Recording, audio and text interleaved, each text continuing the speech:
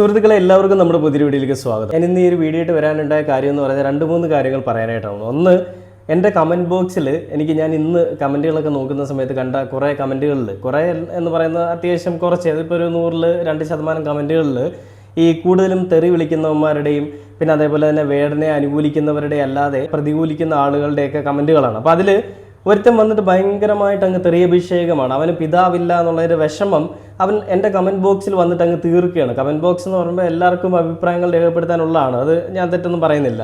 പക്ഷേ സ്വന്തമായി പിതാവില്ലാതെ നാട്ടുകാരെ പോലും അച്ഛാന്ന് വിളിക്കാൻ പറ്റാതെ കിടക്കുന്ന ഒരുത്തൻ്റെ വിഷമം എനിക്ക് ആ കമൻറ്റിൽ അറിയാൻ പറ്റും.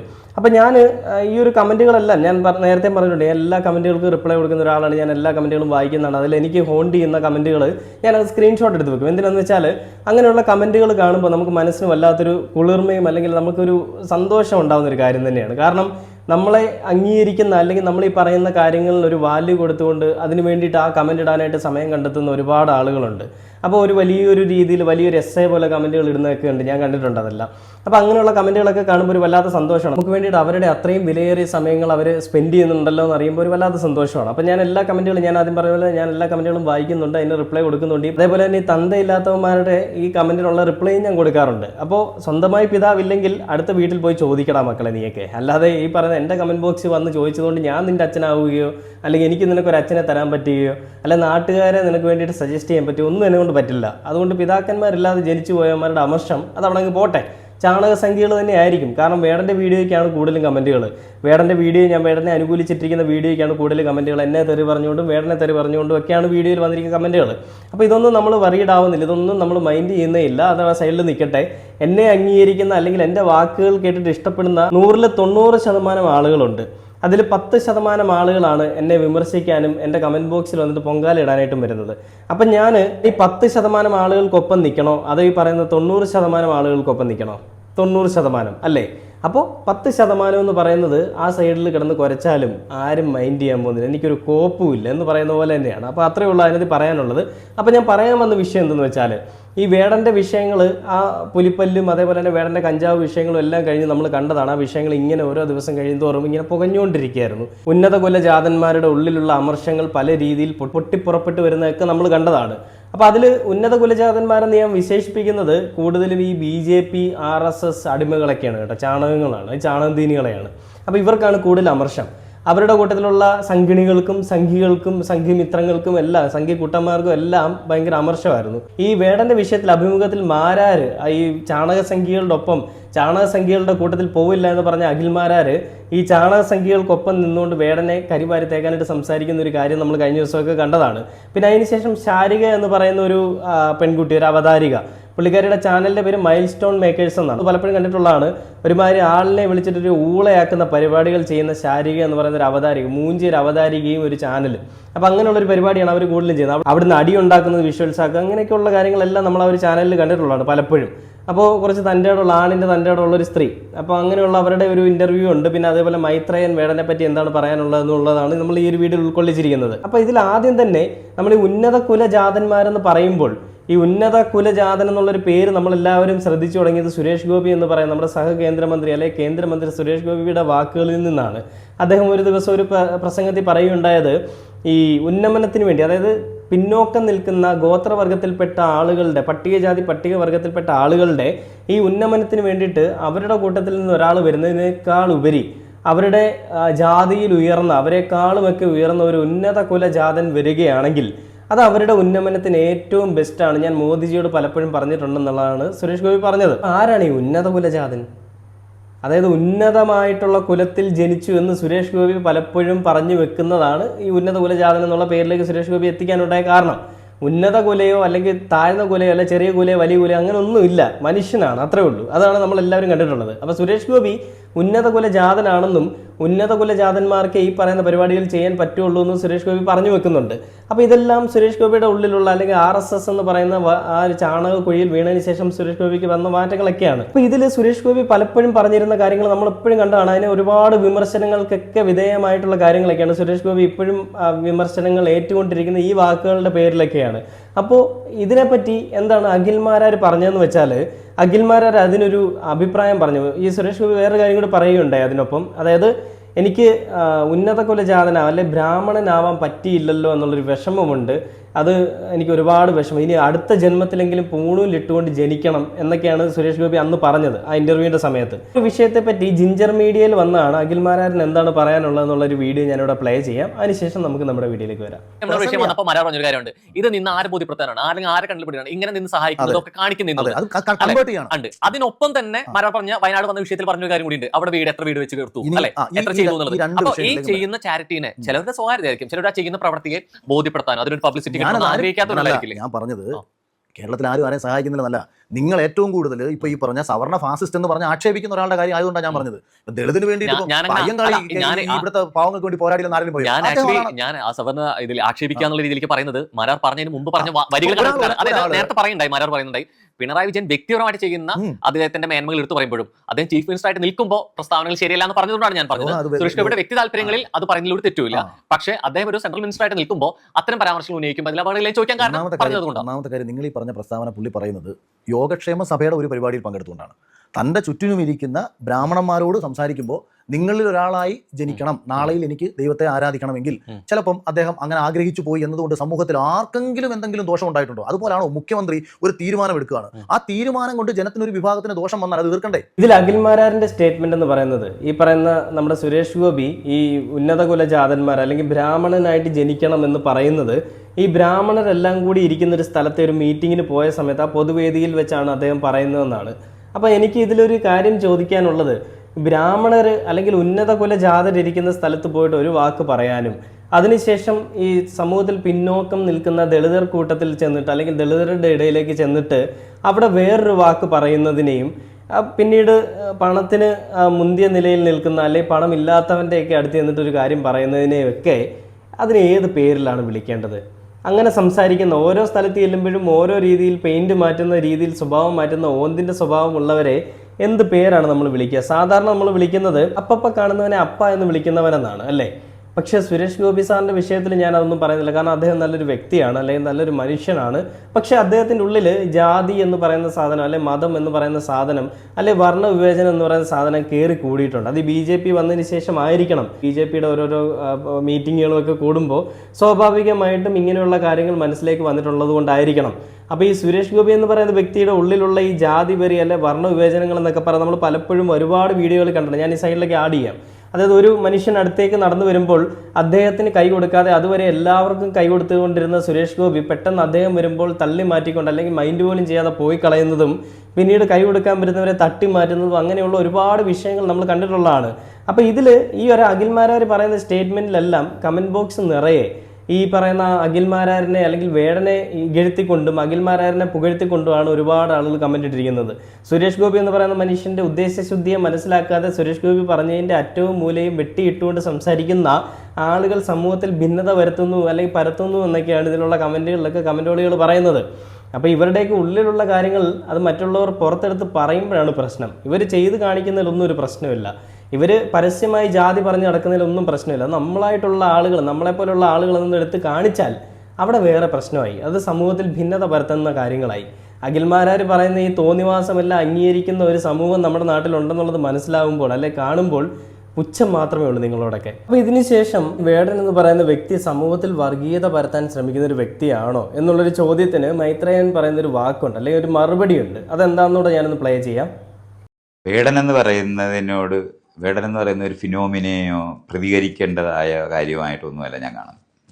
ഇന്ത്യയിലെ ജനാധിപത്യം വരുന്നതിന് വേണ്ടി താഴ്ത്തട്ടിലുള്ള മനുഷ്യരുടെ പ്രതിഷേധങ്ങളുടെ വക്താവായിട്ട് ഈ കാലത്തിലുണ്ടായിട്ടുള്ള ഒരു പാട്ടുകാരനാണ്. പക്ഷെ അത് വർഗീയതയാണ് പ്രചരിപ്പിക്കുന്നത്. അത് വർഗീയതയാണ് പ്രചരിപ്പിക്കുമ്പോൾ എല്ലാവരുടെയും പേരിനോടൊപ്പം ജാതി പേര് ചേർക്കുന്നവരാണ് അത് പറയുന്നതെന്ന് കാണേണ്ടത്. പക്ഷെ വേടൻ ഇങ്ങനെ പറയുമ്പോൾ പലരും ഇപ്പൊ നിലവില് അങ്ങനെ ഒരു ചിന്തയില്ല, സംവരണമാണ് ജാതി ഉണ്ടാക്കുന്നതെന്ന് പറയുന്നവരാണ് ഈ രണ്ടുപേരെയും പറയുന്നത്. ഓക്കെ. അപ്പൊ ഇപ്പൊ ചെറിയ വളർന്നു വരുന്ന കുട്ടികൾ വേടന്റെ പാട്ടുകളെ സ്വാധീനിച്ചിട്ടുള്ള ഒരുപാട് കുട്ടികളുണ്ട്. അങ്ങനെയുള്ള അവർ ഇതുവരെയും അതിന്റെ വരികളുടെ അർത്ഥം മനസ്സിലാക്കിയിട്ട് സ്വാധീനിക്കപ്പെട്ടതാണെന്ന് ഞാൻ വിചാരിക്കുന്നില്ല. അപ്പൊ ഇങ്ങനെ അർത്ഥം മനസ്സിലാക്കി വരുമ്പോ അവർ യഥാർത്ഥത്തില് ജനാധിപത്യം ഇല്ലാത്ത ഒരു സമൂഹത്തിൽ അത് ജീവിക്കുന്നതെന്ന് തിരിച്ചറിയും. അങ്ങനെ തിരിച്ചറിയും. അങ്ങനെ തിരിച്ചറിയും. വേടൻ അത് പറയുമ്പോൾ പ്രതിഷേധത്തിന്റെ വരികളാണ് പറയുന്നത്. അതെന്തുകൊണ്ട് ഇങ്ങനെ പറഞ്ഞു എന്ന് അവർ കണ്ടില്ല, അദ്ദേഹത്തിന്റെ നിലപാട് വ്യക്തമാണ്. അദ്ദേഹം പറഞ്ഞത് വേടൻ എന്ന് പറയുന്ന വ്യക്തി പ്രതിഷേധിക്കുന്നതാണ്, അതായത് നമ്മുടെ നാട്ടിലെ കൊള്ളരുതായ്മകൾക്കെതിരെ പ്രതിഷേധിക്കുന്നതാണെന്നാണ് അദ്ദേഹം പറയുന്നത്. അത് നമ്മുടെ സമൂഹത്തിലുള്ള ന്യൂജൻ തലമുറയിൽപ്പെട്ട ആളുകൾ പഠിച്ചു വരുമ്പോൾ വേടൻ എന്ന് പറയുന്ന വ്യക്തി എന്തിനു വേണ്ടിയാണ് നിലകൊണ്ടതെന്നും വേടൻ എന്തിനാണ് ഈ പാട്ടുകൾ എഴുതിയതെന്നും വേടന്റെ പാട്ടുകളിലെ ഓരോ വരികളിലുമുള്ള അർത്ഥം എന്താണെന്നുള്ളതും അവർ മനസ്സിലാക്കി കഴിയുമ്പോൾ അവർ ജീവിക്കുന്നത് ജനാധിപത്യപരമായിട്ടുള്ള ഒരു രാജ്യത്തല്ല, അല്ലെ ജനാധിപത്യം നിലനിൽക്കുന്ന ഒരു സ്ഥലത്തല്ല എന്നുള്ളത് അവർക്ക് മനസ്സിലാവുകയും വേടൻ എന്ന് പറയുന്ന വ്യക്തിയുടെ ആവശ്യകതയും വേടൻ എന്തിനു വേണ്ടിയിട്ടാണ് നിലകൊള്ളുന്നത് എന്നുള്ളത് അവർക്ക് മനസ്സിലാവുന്നതാണ് മൈത്രേയൻ എന്ന് പറയുന്ന അദ്ദേഹം പറയുന്നത്. അദ്ദേഹത്തിന്റെ വാക്കുകളോട് ഞാൻ പൂർണ്ണമായിട്ട് യോജിക്കുന്നു. ബാക്കിയുള്ള കുറേ കാര്യങ്ങളൊക്കെ പറയുന്നുണ്ട്, അതൊന്നും ഞാൻ യോജിക്കുന്നില്ല. എങ്കിലും ഈ ഒരു വാക്കിനോട് ഞാൻ പൂർണ്ണമായിട്ട് യോജിക്കുന്നുണ്ട്. പക്ഷെ അവതാരികയ്ക്ക് ഇതിനെപ്പറ്റി കാര്യമായിട്ടുള്ള ബോധ്യമൊന്നും ഇല്ലാന്ന് തോന്നുന്നു. കാര്യത്തെപ്പറ്റി വലിയ ധാരണയൊന്നും ഇല്ലല്ലേ ചേച്ചിയെ എന്ന് പറയുന്ന പോലെയാണ്. പുള്ളിക്കാരി പറയുന്നതിലൊന്നും അത്ര വ്യക്തതയില്ല. പുള്ളിക്കാരി എന്തൊക്കെ ചോദിക്കാൻ ശ്രമിക്കുന്നുണ്ട്, പക്ഷെ അങ്ങോട്ട് കാര്യങ്ങൾ അങ്ങോട്ട് കിട്ടാത്തത് കൊണ്ട് ചോദ്യം പാതിക്ക് വെച്ചിട്ട് അങ്ങ് മുഴുമിപ്പിക്കുകയാണ്.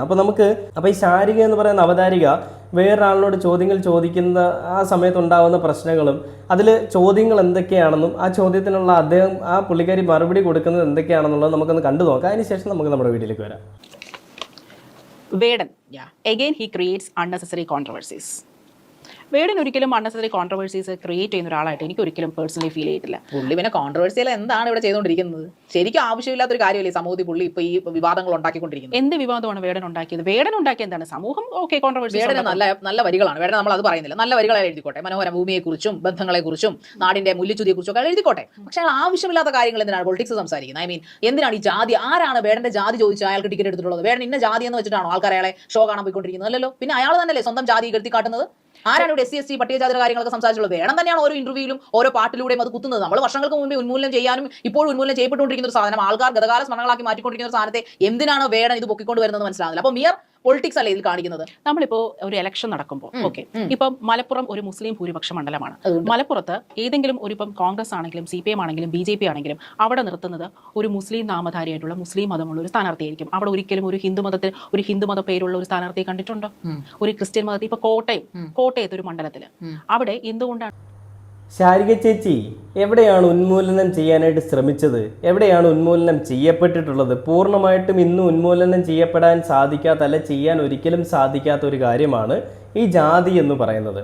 ജാതി, വർണ്ണം, വിവേചനം, ഈ കാര്യങ്ങൾ ഒരിക്കലും ഒരാളെ കൊണ്ടും ഉന്മൂലനം ചെയ്യിപ്പിക്കാൻ പറ്റില്ല. ഓരോ മനുഷ്യൻ്റെയും ഉള്ളിൽ അവർ സ്കൂളിൽ പോയി തുടങ്ങുന്ന കാലഘട്ടം മുതൽ അവരുടെ മനസ്സിൽ അടിച്ചേൽപ്പിക്കുന്ന ഒരു കാര്യമാണ്, നീ അവൻ്റെ കൂടെ ഇരിക്കാൻ പാടില്ല, അല്ലെങ്കിൽ നീ ഇവൻ്റെ കൂടെ ഇരിക്കാൻ പാടില്ല, അവൻ ജാതിയിൽ പിന്നോക്കം നിൽക്കുന്നവനാണ്, അല്ലെ അവൻ കറുത്തവനാണ്. നമുക്കിന്നും അറിയാം. ഞാൻ ഇന്നും ജോലിക്ക് പോകുന്ന സമയത്ത് ഞാൻ വഴിയരികിൽ ഒരു ചേട്ടനെ കണ്ടു. അദ്ദേഹം പണിയെടുക്കുന്ന കണ്ടപ്പോഴാണ് ഞാനിങ്ങനെ മനസ്സിൽ ചിന്തിച്ചത്, നമ്മളെല്ലാവരും കണ്ടിട്ടുള്ളൊരു കാഴ്ചയായിരിക്കും, നമ്മുടെ വീടുകളിലോ അല്ലെങ്കിൽ നമ്മുടെ വീടിൻ്റെ പരിസരങ്ങളിലോ ഒക്കെ പണിക്ക് പോയിടുന്ന ചേച്ചിമാർ, അല്ലെങ്കിൽ വീട്ടുജോലിക്ക് വരുന്ന ചേച്ചിമാർ, അല്ലെ ചേട്ടന്മാർ, ഇങ്ങനെയുള്ള ആളുകളെ നിങ്ങളൊക്കെ ശ്രദ്ധിച്ചിട്ടുണ്ടോ? ഒരാൾ പോലും പൂണൂലിട്ടവരോ അല്ലെങ്കിൽ അങ്ങനെയുള്ള കാറ്റഗറിയിൽപ്പെട്ട ആരുമില്ല. ഉന്നത കുലജാതന്മാരായിട്ടുള്ള ആരും ഈ പണിക്കൊന്നും പോകുന്നില്ല. അവിടെ എല്ലാം പണിക്ക് പോകുന്നത് ആരാണ്? SC ST അല്ലെങ്കിൽ ഈ സമൂഹത്തിൽ പിന്നോക്കം നിൽക്കുന്ന ജാതി എന്ന് ഈ പറയുന്ന ഉന്നത കുലജാതന്മാർ വിശേഷിപ്പിക്കുന്ന ആ ആളുകൾ മാത്രമാണ് പണിക്ക് പോകുന്നത്. എന്ന് പറഞ്ഞാൽ ഈ വീട്ടുജോലിക്കും ഈ പറയുന്ന ഓരോ കൂലിപ്പണിക്കും എല്ലാം കൂടുതലായിട്ട് പോകുന്ന ഇങ്ങനെയുള്ള ആളുകളാണ്. അപ്പോൾ ഇവിടെ നമ്മൾ മനസ്സിലാക്കേണ്ടത്, അത്തരത്തിലുള്ള ആളുകൾ ഈ പറയുന്ന കൂലിപ്പണി അല്ല ഇങ്ങനെയുള്ള നമ്മുടെ അടിമപ്പണികൾ ചെയ്യാൻ വേണ്ടി മാത്രമാണ് എന്നുള്ളൊരു നമ്മുടെ സമൂഹത്തിൽ ഇപ്പോഴും നിലനിൽക്കുന്ന ഒരു കാര്യമാണ്, പലരുടെ ഉള്ളിലുള്ളൊരു കാര്യമാണ്. വീട്ടുജോലിക്ക് പോകുന്നത് കൂടുതൽ ആളുകളും ഇങ്ങനെയുള്ള ആളുകളാണ്. ബാക്കിയുള്ളവർ അങ്ങനെ പോകുന്നില്ല എന്നല്ല, പോകുന്നുണ്ടാകും. പക്ഷേ 100-ൽ 2% അങ്ങനെയുള്ളവരും അതേപോലെ തന്നെ ബാക്കി 98% ഈ പറയുന്ന നമ്മുടെ ഒന്നുമില്ലാത്ത അല്ലെങ്കിൽ പിന്നോക്ക സമുദായത്തിൽപ്പെട്ട ആളുകളാണ് ഈ പറയുന്ന കൂടുതലും പണികൾക്ക് പോകുന്നത്.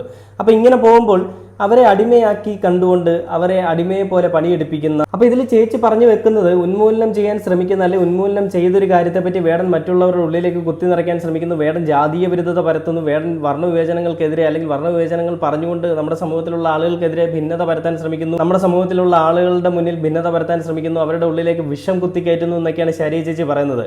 എൻ്റെ ചേച്ചി, ഞാൻ പലരോടും പലപ്പോഴും ചോദിച്ച ചോദ്യമാണ്, ഉന്മൂലനം ചെയ്യപ്പെട്ടു എന്ന് പറയുന്ന സാധനം ഉന്മൂലനം ചെയ്യപ്പെട്ടിട്ടുണ്ടായിരുന്നു എന്നുണ്ടെങ്കിൽ പേരൂർക്കടയിൽ ബിന്ദു എന്ന് പറയുന്ന ചേച്ചിക്ക് ഒരു ദുരനുഭവം വരില്ലായിരുന്നു. അതേപോലെ തന്നെ എത്രയെത്ര കുടുംബങ്ങൾ അനാഥമാക്കിയിട്ടുണ്ട് ഈ പറയുന്ന ദുരഭിമാന കൊല. വീട്ടിൽ കല്യാണം ആലോചിച്ച് കൊണ്ടുവരുമ്പോൾ അവൻ പിന്നോക്ക സമുദായത്തിൽപ്പെട്ടവനാണെന്ന് പറഞ്ഞുകൊണ്ട് വീട്ടുകാർ തന്നെ കൊന്നു കൊലപ്പെടുത്തിയ എത്രയോ ജന്മങ്ങളുണ്ട്. അപ്പോൾ ഇതെല്ലാം നമ്മുടെ സമൂഹത്തിൽ ഇന്ന് നിലനിൽക്കുന്ന കാര്യങ്ങളല്ലേ. പലയിടങ്ങളിലും പലയിടത്തും ഈ BJPയും RSSും അതേപോലെയുള്ള ഈ പറയുന്ന വർഗീയവാദികളും കാണിക്കുന്ന തന്തയില്ലായ്മയ്ക്കെതിരെ വേടൻ സംസാരിക്കുമ്പോൾ ആ വേടനെ വർഗീയവാദിയാക്കുന്നതിൽ കൂടി ചേച്ചിക്ക് എന്താ കിട്ടുന്നത്? RSSന്റെ അടിമയാണോ ചേച്ചി നിങ്ങളും എന്നുള്ളതാണ് എനിക്കിവിടെ മനസ്സിലാവുന്നത് കേട്ടോ. നമ്മുടെ ഈ പറയുന്ന അവതാരിക പറയുന്ന കാര്യങ്ങൾക്കെല്ലാം മറുപടി കൊടുക്കുന്ന ആ ചേച്ചിയെ സമ്മതിക്കണം. ഇവർ പറഞ്ഞു വെക്കാൻ ശ്രമിക്കുന്ന വേടൻ എന്ന് പറയുന്ന വ്യക്തി ഇങ്ങനെയുള്ളവനാണ്. ഒരുപക്ഷെ ഒരു കണ്ടന്റിന് വേണ്ടി പറയുന്നതായിരിക്കാം. എന്നിരുന്നാൽ തന്നെയും അപ്പനെ കയറി ഔസേപ്പച്ച എന്ന് വിളിക്കുന്ന ഒരു പരാമർശം നടത്തി കഴിഞ്ഞാൽ അതെന്തൊരു മോശമാണല്ലേ. ബാക്കി വീഡിയോ ഒന്ന് കണ്ടുപോകാം. ഒരു ക്രിസ്ത്യൻ സ്ഥാനാർത്ഥി നിർത്തുന്നത് എന്തുകൊണ്ടാണ്? അല്ല ഞാൻ പറയട്ടെ, ജാതിയും മതമൊന്നും ഇല്ലാന്ന് പറഞ്ഞല്ലോ. ജാതി മതമൊന്നും ഇല്ലെന്ന് ഞാൻ പറഞ്ഞില്ല. ജാതി പൊക്കിക്കൊണ്ട് വരുന്നത് ഞാൻ തുടക്കത്തിലെ ഒരു കാര്യം സഹോദരിയോട് പറയട്ടെ, അല്ല താങ്കളോട് പറയട്ടെ, അല്ല മേഡം എന്താന്ന് വെച്ചാൽ പറയട്ടെ. നമ്മൾ ടോപ്പിക്കിൽ നിന്ന് സംസാരിക്കുക, ടോപ്പിക്കിൽ നിന്ന് വ്യതിചലിച്ച് മറ്റേ പുല്ല് വെട്ടാൻ പോകരുത്. എനിക്ക് അത്രേ പറയാനുള്ളൂ. ആ തുടക്കം പറയുന്നതൊന്നും തോന്നരുത്. ഇത് ഈ സബ്ജക്റ്റുകൾ എടുക്കുമ്പോൾ നമ്മൾ ആ ടോപ്പിക്കിൽ നിൽക്കും. അല്ല ശാരിക, ഞാൻ മലപ്പുറത്തോട് നിലമ്പൂരിലൊക്കെ പോകേണ്ട കാര്യം എന്തുവാ? അല്ല ശാരിക, ഞാൻ ഒരു കാര്യം പറയട്ടെ. ഞാനിപ്പോ ഒരു കാര്യം പറയുമ്പോൾ ശാരിക ആവശ്യപ്പെടുന്ന രീതിയിൽ എനിക്ക് സംസാരിക്കാൻ പറ്റും. വേണ്ട, പക്ഷെ ടോപ്പിക്ക് സംസാരിക്കാൻ ഞാൻ പറയുന്നുള്ളൂ. ഞാൻ ടോപ്പിക്ക് തന്നെയാണ് സംസാരിക്കുന്നത്. അടിമയൊന്നുമല്ലോ ഞാൻ പറഞ്ഞു കേൾക്കാനായിട്ട്. അല്ല അടിമയല്ല, ഞാൻ ടോപ്പിക്ക് തന്നെയാണ് സംസാരിക്കുന്നത്. നമ്മളിപ്പോ ഒരു ടോപ്പിക്ക് സംസാരിക്കുമ്പോൾ ടോപ്പിക്കിന് വ്യതിചലിക്കുന്നു. So come to the point. Vedan ജാതി പറയുന്നില്ല എന്ന് നിങ്ങൾ പറഞ്ഞല്ലോ. വേടൻ പറയുന്നത് വേടന്റെ രാഷ്ട്രീയം എന്താണ്? വേടൻ എന്താണ് ഉദ്ദേശിക്കുന്നത്? വേടൻ കുട്ടിക്കാലത്ത് ഈ ജാതി മൂലം അനുഭവിച്ച ഒരുപാട് ബുദ്ധിമുട്ടുകളുണ്ട്, ഒരുപാട് സ്ട്രഗിൾസ് ഉണ്ട്. നമ്മളെ പെയിനും നമ്മളുടെ സഫറിങ്സും നമ്മൾ പ്രധാനമന്ത്രിയാണ് ചീത്ത വിളിക്കുന്നത് എന്തിനാണ്? അത് അയാൾ കുട്ടിക്കാലത്ത് അനുഭവിച്ചല്ലേ? കുട്ടിക്കാലത്ത് ഭരിച്ചിരുന്ന മോദിജിയാണോ അല്ലെങ്കിൽ മോദിയാണോ? അല്ലല്ലോ. എന്താണ് ശാരിക ഇങ്ങനെ പറയുന്നത്? BJP അല്ല ഇവിടെ പറയുന്നത്. ഞാൻ ഉദ്ദേശിക്കുന്നത് നമ്മുടെ ഞാൻ ചോദിക്കട്ടെ, നമ്മുടെ രാഷ്ട്രപതിയുടെ ജാതി എന്താണ്? ദ്രൗപദി മുർമു അവർ ദളിതല്ലേ? അതെ. പ്രധാനമന്ത്രി എന്ന് പറയുന്ന നമ്മുടെ നരേന്ദ്രമോദി OBC അല്ലേ? അതെ. ഈ പറഞ്ഞ അമിത് ഷാ ആരാണ്? OBC അല്ലേ? പിന്നെ എന്ത് രാഷ്ട്രീയമാണ് വേടൻ ഉദ്ദേശിക്കുന്നത് അവരെ വിമർശിക്കുന്നതുകൊണ്ട്? അല്ല ഞാൻ പറയട്ടെ, ശാരിക പറയാം, ഈ വേടൻ ഈ ജാതി ഉയർത്തിക്കൊണ്ടുവരുന്നു, ജാതി പ്രശ്നം പറയല്ലേ, ഏത് രീതിയിലുള്ള ജാതീയപരമായി എന്ത് പറഞ്ഞാണ് കോൺട്രവേഴ്സി ഉണ്ടാക്കിയത്? ജാതിയിൽ അയാൾക്ക് ജാതി വിവേചനം ഉണ്ടായെന്നോ, അയാളുടെ വീട്ടിൽ കോളനിയിലാണ് അയാൾ താമസിച്ചതെന്നോ, അയാൾക്ക് DNA പ്രശ്നമാണെന്നോ, അയാൾ സ്വന്തം ജാതിയിലെ DNA കുറിച്ച് പറയാൻ അയാൾ റിപ്പോർട്ടർ ചാനലിൽ മിസ്റ്റർ അരുൺകുമാറിനോട് സംസാരിച്ചപ്പോൾ ആ ഇന്റർവ്യൂ കണ്ടിരുന്നോ? ഇല്ല, ഞാൻ കണ്ടിരുന്നില്ല. അതൊന്ന് യു ഷുഡ് വാച്ച്. കാരണം വേടനെ കുറിച്ച് സംസാരിക്കുമ്പോൾ അത് കാണണം. കാരണം അതിനകത്ത് വേടൻ വ്യക്തമായിട്ട് പറയുന്നുണ്ട്, എനിക്ക് പഠിക്കാം, അദ്ദേഹം കീഴ്ജാതി ആയതുകൊണ്ട് അദ്ദേഹം പറയുന്നത്, നാട്ടുകാർ പറഞ്ഞിട്ടില്ല, മീഡിയ പറഞ്ഞിട്ടില്ല, അദ്ദേഹം പറയുന്നത് ഞാൻ ആ ജാതിയിൽപ്പെട്ടവനായതുകൊണ്ട് തന്നെ, അല്ലെങ്കിൽ അങ്ങനെ ആയതുകൊണ്ട് ഉയർന്ന ജാതിക്കാരെ ക്ലാസ്സിൽ പഠിച്ചിരുന്നു. ഈ ശാരിക ചേച്ചിക്ക് എന്തിനാണ് ഇത്രയും രക്തം തിളയ്ക്കുന്നത്? വീട്ടിൽ പ്രശ്നം, അല്ലെങ്കിൽ വീട്ടിൽ കെട്ടിയവൻ്റെ അടുത്തും പ്രശ്നം, വീട്ടുകാരുടെ അടുത്തും പ്രശ്നം ഉണ്ടെന്ന് പറഞ്ഞിട്ട് വരുന്ന നാട്ടുകാരെ എല്ലാം മെക്കെട്ട് കയറാൻ വരുന്ന ഈ ചേച്ചിയുടെ സ്വഭാവത്തിന് പറയേണ്ട പേരുകൾ വേറെയുണ്ട്. സ്ത്രീ ആയതുകൊണ്ട് ഞാനതൊന്നും പറയുന്നില്ല. എന്നാലും പുള്ളിക്കാരി പറഞ്ഞു വരുത്താൻ ശ്രമിക്കുന്നത് അറിയാതെ വായിൽ നിന്ന് വീണു മോദിജിയെ പറ്റി പറയുന്നത്. അപ്പോഴേ നമുക്ക് മനസ്സിലായി ഒരു സംഗണിക്കുട്ടിയാണ് ശാരിക എന്ന് പറയുന്നത് കേട്ടോ.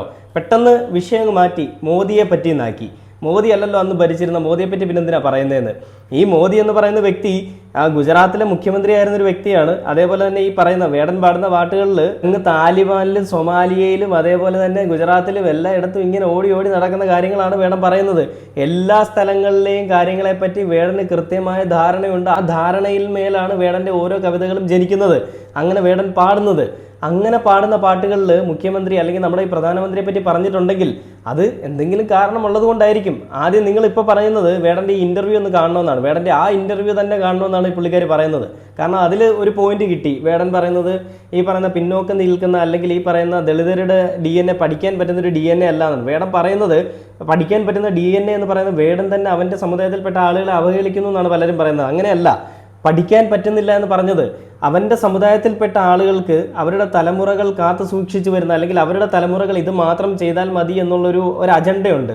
അതായത് ഇവർ ഈ കൂലിപ്പണി ചെയ്ത് ജീവിക്കുന്നവരല്ല, അടിമപ്പണി അടിയാളനായിട്ട് ജീവിക്കുന്ന ആളുകൾ അത് മാത്രമേ ചെയ്യാൻ പാടുള്ളൂ, അവരുടെ പാരമ്പര്യം അത് ചെയ്താൽ മതി എന്നുള്ളൊരു DNA എന്നുള്ളൊരു രീതിയിലുള്ളൊരു പരിപാടിയായിരിക്കും അവരുടെ ഒരു സമുദായത്തിൽ അല്ലെങ്കിൽ ഒരു സമൂഹത്തിൽ നിലനിൽക്കുന്നത്. അങ്ങനെയുള്ളൊരു സമൂഹത്തിൽ നിലനിൽക്കുന്ന കാര്യങ്ങളെപ്പറ്റി വേടൻ പറയുമ്പോൾ അദ്ദേഹം ആ ഒരു രീതിയിൽ തന്നെയാണ് അതിനെ പ്രതിപാദിച്ചിരിക്കുന്നത്. അതായത് ദളിതരുടെ DNAയിൽ പഠിക്കാനുള്ളൊരു അവകാശം അല്ലെ പഠിക്കാനുള്ളൊരു കഴിവില്ല എന്നുള്ളത് അദ്ദേഹം പറയുന്നത് ആ രീതിയിലാണ്. അല്ലാതെ അതിനെ വളച്ചൊടിച്ചുകൊണ്ട് ദളിതരെല്ലാം മണ്ടന്മാരാണ്, ദളിതർക്ക് പഠിക്കാനുള്ള കഴിവില്ല എന്ന് പറഞ്ഞുകൊണ്ട് വന്നു കഴിഞ്ഞാൽ അത് അംഗീകരിക്കാൻ പറ്റത്തില്ല കേട്ടോ. അത് നിങ്ങളുടെ ചിന്താഗതിയാണ്. വേടൻ പറഞ്ഞു വെക്കുന്നത് ദളിതർക്ക് പഠിക്കാനുള്ള സാഹചര്യങ്ങളും അല്ലെങ്കിൽ അവർക്ക് സമുദായത്തിൽ അല്ലെങ്കിൽ അവരുടെ സമൂഹത്തിൽ അവർക്ക് അതിന് വേണ്ടിയിട്ടുള്ള ആനുകൂല്യങ്ങളൊന്നും കിട്ടുന്നില്ല എന്നുള്ളതാണ് വേടൻ പറഞ്ഞു വെക്കുന്നത്. അതിനെ വളച്ചൊടിച്ച് വേറെ തലത്തിലേക്ക് കൊണ്ടുപോയിട്ട് ശാരിക ചേച്ചിയും ശാരിക ചേച്ചിയുടെ ഈ സംഘമിത്രങ്ങളും എല്ലാം കൂടി ചേർത്ത് വെക്കുന്നത്, ഒരുമിപ്പിക്കുന്നത് ഈ പറയുന്ന നമ്മുടെ സമൂഹത്തിൽ നിലനിൽക്കുന്ന കൊള്ളരുതായ്മകളെല്ലാം വേടൻ മുന്നോട്ട് വയ്ക്കുന്ന ആശയങ്ങൾ ഈ പറയുന്ന ദളിതർക്ക് കൂടി മോശം വരുത്തുന്നതാണ്, മോശം പറയുന്ന രീതിയിലുള്ളതാണെന്നൊക്കെയാണ്. എന്ത് തന്നെയാണെങ്കിൽ ഈ പറയുന്ന ഇൻ്റർവ്യൂസിലല്ല, ഞാനിതിപ്പോൾ എടുത്ത് ഈ ഒരു വീഡിയോ ചെയ്യാനുള്ള പ്രധാന കാരണം പലരും എന്നെ അങ്ങ് ഉണ്ടാക്കി കളയും, എന്നെ അങ്ങ് ചെരച്ച് കളയുമെന്ന് പറഞ്ഞുകൊണ്ട് എൻ്റെ കമൻറ്റ് ബോക്സിൽ വന്ന് ഇടാറുണ്ടായിരുന്നു. അതുകൊണ്ട് തന്നെയാണ് ഇന്നും വേടൻ്റെ വിഷയമായിട്ട് വന്നത്, ഇനിയും വേടൻ്റെ വിഷയമായിട്ട് വരും. നമ്മുടെ സമൂഹത്തിൽ അടിച്ചമർത്തലുകൾക്ക് ആരൊക്കെ എഴുതാവുന്നുണ്ടോ അവരുടെ എല്ലാം ഒപ്പം നമ്മുടെ ഈ ചാനലും ഞാനും ഉണ്ടാവും. ഇത് പറയാനായിട്ട് എൻ്റെ കമൻറ്റ് ബോക്സിലുള്ള ഒരുപാട് ആളുകൾ പിന്തുണയ്ക്കാനായിട്ടും ഉണ്ടാവും. അപ്പോൾ അതുകൊണ്ട് എനിക്ക് ഈ പറയുന്ന അടിമകളുടെ ഒന്നും ഒരു കമൻറ്റിലും ഒരു കോപ്പും ഒരു പേടിയും വരാനില്ല. അതുകൊണ്ട് സംഘിക്കുട്ടന്മാരോടും അടിമകളോടും ഒരു കാര്യം ഞാൻ പറയാം, നിങ്ങൾ എത്രയൊക്കെ അടിമയാക്കാൻ ശ്രമിച്ചാലും അല്ലെങ്കിൽ എത്രയൊക്കെ നിങ്ങൾ വെള്ള പൂശാൻ ശ്രമിച്ചാലും ഈ BJP RSS എന്ന് പറയുന്ന വർഗീയവാദികളുടെ അജണ്ട എന്താണെന്നുള്ളത് കേരളത്തിലെ എല്ലാ ജനങ്ങൾക്കും മനസ്സിലായി കഴിഞ്ഞു. അതുകൊണ്ട് തന്നെയാണ് പല സ്ഥലങ്ങളിലും പൊട്ടി പാളീസായി പോകുന്നത്. അത് വേറെ കാര്യം. ഞാൻ വേടനെ പറ്റി പറയുമ്പോൾ നിങ്ങൾക്ക് കുരു പൊട്ടുന്നുണ്ടെങ്കിൽ ആ വേടനെ പറ്റി തന്നെ പറയാൻ തന്നെയാണ് ഉദ്ദേശം. ഇനിയും പറയുക തന്നെ ചെയ്യും. ജാതി മത വർണ്ണ വിവേചനങ്ങൾക്കെതിരെ ഒരു വ്യക്തി സംസാരിച്ചുകൊണ്ട് നിൽക്കുമ്പോൾ ആ വ്യക്തി ഏതൊക്കെ തലത്തിൽ പോയിട്ട് ഏതൊക്കെ രീതിയിൽ അവഹേളിക്കാമെന്നുള്ളതിൻ്റെ ഗവേഷണം നടത്തിക്കൊണ്ട് ഇതിൽ PhDയും എടുത്തിട്ടുള്ള ആളുകളെയൊക്കെയാണ് നമ്മൾ ഇന്റർവ്യൂസിലൊക്കെ കാണുന്നത്. മറ്റുള്ളവരോടുള്ള കൂറ് അത് നല്ല രീതിയിൽ കാണിക്കുന്ന ശാരിക ചേച്ചിയും അഖിൽമാരാരനെയും ഒക്കെ നമ്മൾ ഈ വീഡിയോയിലെല്ലാം കാണുന്നുണ്ട്. അവർ പറയുന്ന കാര്യങ്ങൾക്ക് 100% കൂറ് പുലർത്തുന്ന ആളുകളുടെ ഒരു സ്വഭാവവും എല്ലാം നമ്മൾ ഈ വീഡിയോകളിലൊക്കെ കണ്ടതാണ്. ശാരികയും അഖിൽമാരാരനെയൊക്കെ കണ്ടതാണ്. അപ്പോൾ അടിമകൾ എന്നും ഇങ്ങനെ കുറച്ചുകൊണ്ടേയിരിക്കും. അതുകൊണ്ട് നമ്മൾ ആരും ഒന്നും മൈൻഡ് ചെയ്യാൻ പോകുന്നില്ല. വിമർശിക്കേണ്ടവർക്ക് വിമർശിക്കാം. വേടൻ എന്ന് പറയുന്ന വ്യക്തി പറയുന്നതും അദ്ദേഹത്തിൻ്റെ നിലപാടും എന്താണെന്നുള്ളത് കേരളത്തിലെ എല്ലാ ജനങ്ങൾക്കും അറിയാം. അത് ഇനിയും അതിങ്ങനെ കത്തിക്കൊണ്ടേയിരിക്കും. വേടൻ എന്ന് പറയുന്ന വ്യക്തി എന്താണെന്നുള്ളത് അറിയാവുന്ന ആളുകൾ വേടനെ അംഗീകരിക്കും. അതറിയാത്ത ആളുകൾ വേടനെതിരെ കുറ്റം പറയും. അതൊന്നും ഒരു വിഷയമല്ല. 100%. ഞാൻ നേരത്തെ പറഞ്ഞു 100%-ൽ 10% മാറ്റി നിർത്തിയാൽ ബാക്കി 90% വേടനൊപ്പമാണ്. അങ്ങനെയുള്ളപ്പോൾ വേടൻ എന്തിനാണ് ഈ വെറുതെ 10%-ന് പിന്നാലെ പോകുന്നത്? 90%-ന്റെ പിന്നാലെ പോയാൽ പോരെ? അതല്ലേ നല്ലത്.